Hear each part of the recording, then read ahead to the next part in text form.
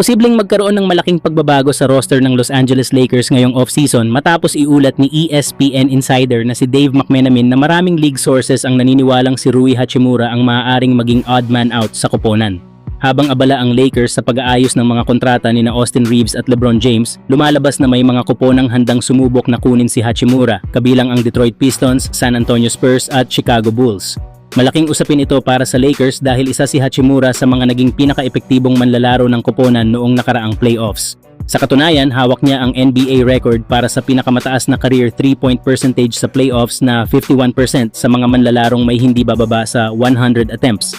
Dahil dito, maraming taga-suporta ang naniniwalang hindi dapat basta pakawalan ng Lakers ang Japanese forward. Kung sakaling hindi siya bahagi ng pangmatagalang plano ng koponan, mas makabubuti umanong isagawa ang isang sign and trade deal upang may kapalit na asset ang Lakers kaysa tuluyang mawala siya ng walang kapalit. Kasabay nito, iniulat din na interesado ang Lakers na mapanatili sina Marcus Smart at Luke Kennard bilang mahahalagang piyesa sa pagbuo ng koponan sa paligid ni Luka Doncic. Si Kennard ay isa sa pinakamahusay na 3-point shooters sa liga noong nakaraang season matapos magtala ng 47% mula sa labas ng arko. Nag-average din siya ng 11 points kada laro at lalo pang umangat ang kanyang produksyon sa playoffs kung saan nagtala siya ng 47% sa 3-point shooting. Samantala, si Smart naman ay naging mahalagang bahagi ng rotation dahil sa kanyang depensa, hustle at leadership sa loob ng court. Bagamat meron siyang player option na nagkakahalaga ng $5.4 million para sa susunod na season, inaasahan umanong hihingi siya ng panibagong kontrata.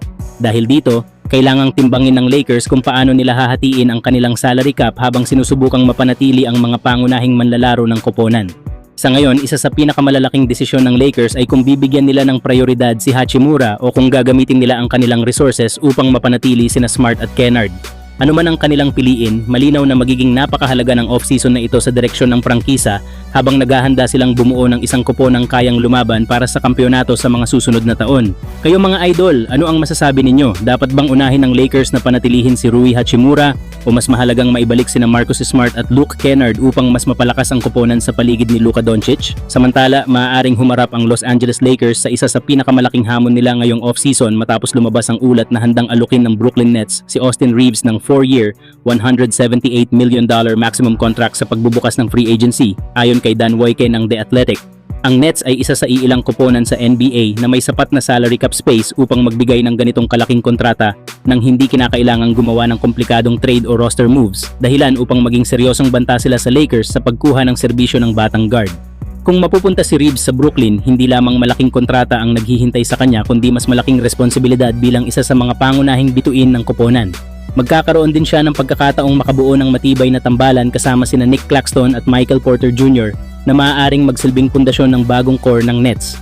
Sa kanyang kakayahang umiskor, gumawa ng plays at pamunuan ang opensa, maaaring maging sentro si Reeves ng bagong direksyon ng Brooklyn habang sinusubukan nitong muling makabalik sa pagiging contender sa Eastern Conference. Gayunpaman, nananatiling malabo na basta na lamang papayag ang Lakers na mawala si Reeves. Itinuturing siyang isa sa pinakamahalagang bahagi ng kinabukasan ng koponan at isa sa mga pangunahing haligi ng prangkisa sa mga susunod na taon. Sa kabila ng agresibong plano ng Brooklyn at ng napakalaking alok na kontrata, inaasahang gagawin ng Lakers ang lahat upang mapanatili si Reeves sa Los Angeles at manatiling mahalagang bahagi ng kanilang plano para sa championship contention. Kayo mga idol, ano sa tingin ninyo? Dapat bang manatili si Austin Reeves sa Lakers o panahon na para subukan niya ang bagong hamon kasama ang Brooklyn Nets? And he's playing a little bit more, not, worried about that groin injury, but good read, good follow through, absorb contact. The momentum carries you past him. It seems like he comes at the left side, although he was at the right side and just grabbed his arm.